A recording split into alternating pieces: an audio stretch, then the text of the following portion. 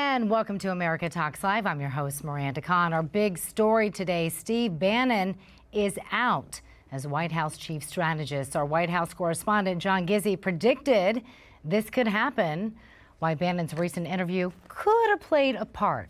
Newsmax founder and CEO Chris Ruddy will join us to discuss in just a moment.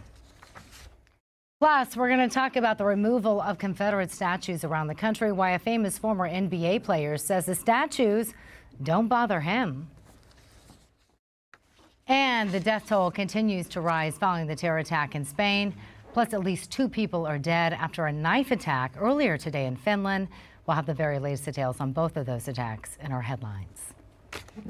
But first, let's talk about President Trump's chief strategist, Steve Bannon. Drudge reports that he was fired, but other outlets say the firing is not official just yet. But we are receiving word now, a statement again from Sanders saying the White House Chief of Staff John Kelly and Steve Bannon have mutually agreed today would be Steve's last day.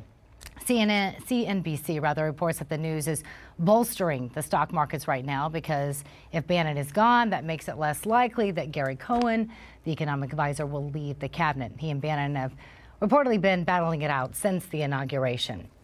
Again, this according to CNBC. Meanwhile, CNN reports that Bannon was supposed to go when Reince Priebus was fired, and that happened weeks ago. But President Trump did not let Bannon go at the urging of several members of the conservative House Freedom Caucus. Bannon's reported ouster also comes just days after an interview he had with the American Prospect, where he revealed President Trump's policy, or at least he said it was his policy, on North Korea.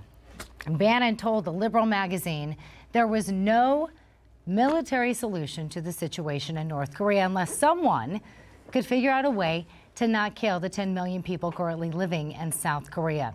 He claimed, quote, "They got us." But Defense Secretary James Mattis rebutted those comments yesterday, saying there will be a strong military consequence for North Korea should it take military action against the U.S. or its allies. Now I want to welcome in, we are joined by Newsmax TV's John Bachman, also the CEO of Newsmax TV, Chris Ruddy. Big news today. It seems like every day is big news. Definitely not so. Thanks for joining us. Chris, let's start with you. Miranda, great to be on with you. Great to have you. Just proves you can't go on vacation, you can't go to sleep, you can't take weekends off. No, just New round the Trump clock. administration, nonstop, 24/7. So it now is I a have to big ask news you. day, but not totally unexpected. That's what I was going to ask you. Are you shocked at all? Well, kudos to John Gizzi, Newsmax's White House correspondent, yesterday reported that Steve's ouster firing was imminent, and the reason was, and our other sources are confirming this, Steve's interview with the American Prospect basically stated that that the president was never going to use a military option on North Korea. And John has heard, and we have heard, that numerous people in the national security team at the White House, the Pentagon, said basically this had undermined the whole the president's strategy in dealing with North Korea. I just got back from China. I can tell you people all over the world thought that this president would take out those nuclear command sites, command and control sites, at any moment if he did not feel that he was making progress. And Steve Bannon just blew that, as the quote from John Gizzi's article yesterday quoted a White House source saying that they blew the president out of the water on that one. And you can see the difficult position this put James Madison yesterday when he had to make that comment clarifying our position. You know, to have the Secretary of Defense come out and make that statement, also Rex Tillerson in a difficult position too, trying to communicate through the media to these countries to reaffirm that we're not on the brink of nuclear war, definitely created a problem. But we're also hearing reports, and I just want to get your opinion on that since you mentioned John Gizzi kind of had the insight on this. A couple different media outlets are reporting, New York Times saying that he actually planned to turn in his resignation August 7th. CNN saying this was going to happen months ago, or weeks ago rather, when Reince Priebus left. I don't believe that Steve was planning on resigning. Okay. I had communicated to him in the past week or so that I thought he should actually resign. And I thought that he would be in a better position if he did. A lot of people saw this coming.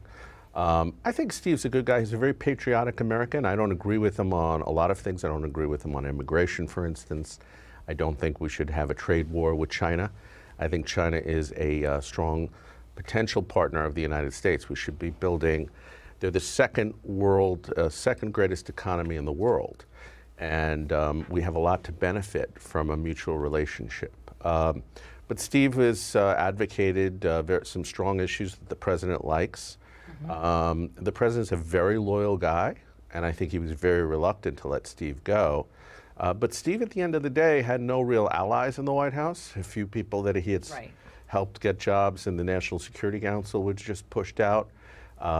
He had developed an alliance with Reince Priebus. Reince was pushed out. He had been at war with Jared Kushner, the president's son-in-law, also an advisor of the president. And that's what we're seeing now, too, that close relationship that Kushner and John Kelly created in the beginning in McMaster, too. Now we know who's firmly in control of the White House. Priebus is out. You've often kind of joked about Jared Kushner being the next chief of staff. I mean, he seems like he's the chief of staff in waiting, John Kelly's understudy almost. Jared is. Well, I wouldn't say that he's the chief of staff, but he's certainly a strong influence on the president. Jared had indicated, I think, before the president became president, that he was interested in becoming chief of staff. Okay, I want to go back to that American Prospect interview because it seemed really fishy to me. Bannon seems like a very media-savvy guy. Obviously, he was head of Breitbart. He'd been there, you know, he took over in 2012. You're ahead of Newsmax. The timing of everything, and then him going and talking to a liberal publication, saying things that he knows were going to come out. Supposedly, he didn't know if it was on the record or off the record. I mean, this is a man who was heading Breitbart. It just seems almost a little too orchestrated. Well, I take Steve at his word that this was off-the-record comments. I think people that talk to the press a lot, at being a journalist through the years, they sometimes forget. They develop a certain familiarity with certain reporters, other reasons, and they forget to say off the record, and you have to sometimes say it multiple times. I think Steve is not a political operative. He's been a media person. He's been a very successful business investment banker. He did not have very good relations in Congress. In fact, a lot of members of the Republican caucus in the House and Senate disliked him because Breitbart had been such a negative force against many of them through various campaigns. And Breitbart, being a very strong Tea Party group, had sort of fought against the Republican establishment. And I think the president needed somebody in there that could bridge the gap between him and Congress. And I guess there was a feeling that Steve was not the guy to do that. So let me ask you this. You think, honestly, that Bannon just may have forgotten to say, I want this off the record. Why would he make those remarks, especially if people are going to perceive that as him undermining not only the president, but Rex Tillerson, you know, General Mattis? Why would you say those things? But there's certain people, the president's a guy that likes to tell people what he thinks and what comes to his mind. True.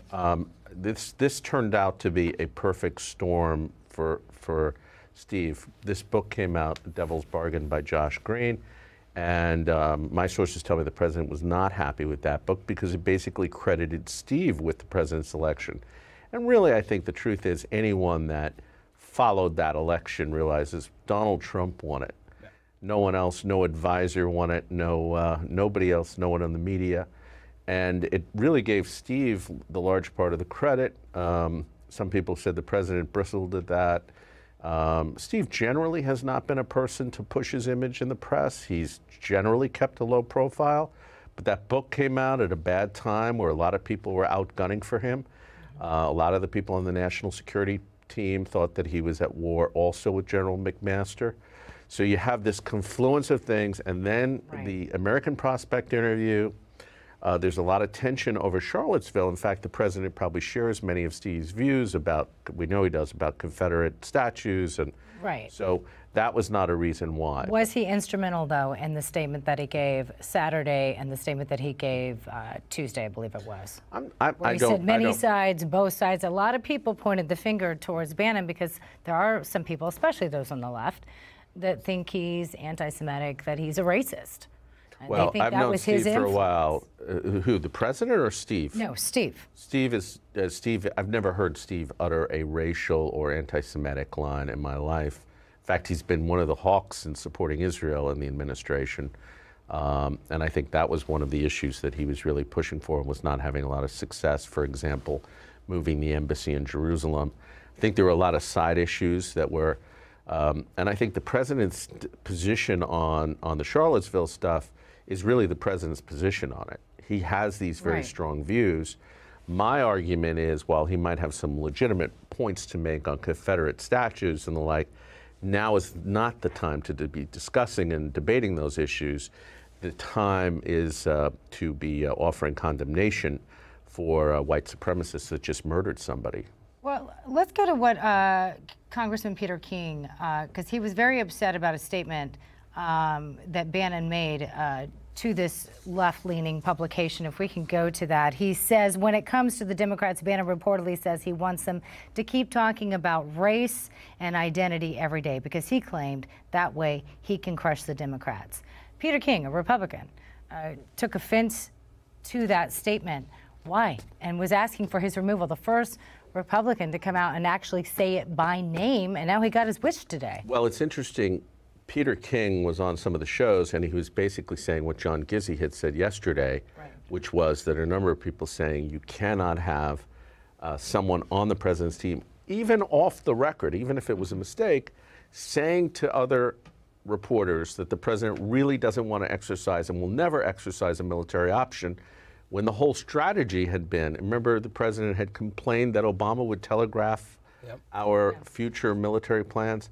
So this had been a key tenet, and I'm told that that a number of people had gone to the president complaining about this and saying it would really jeopardize the nation's security on this issue.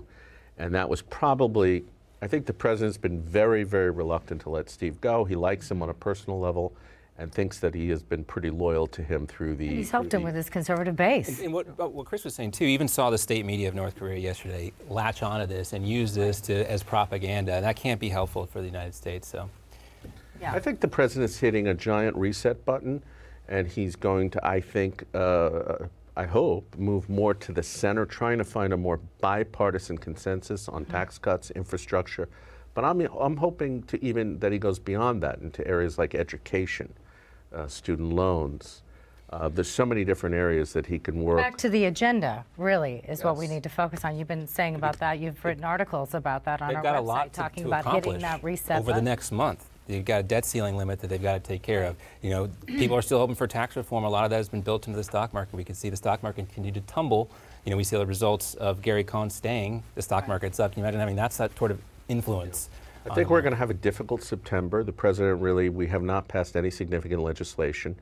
I think that has to happen. The country needs to pass some legislation. Agenda is a very important word. Big Agenda, the book by David Horowitz, is the #1 selling book of the Trump presidency.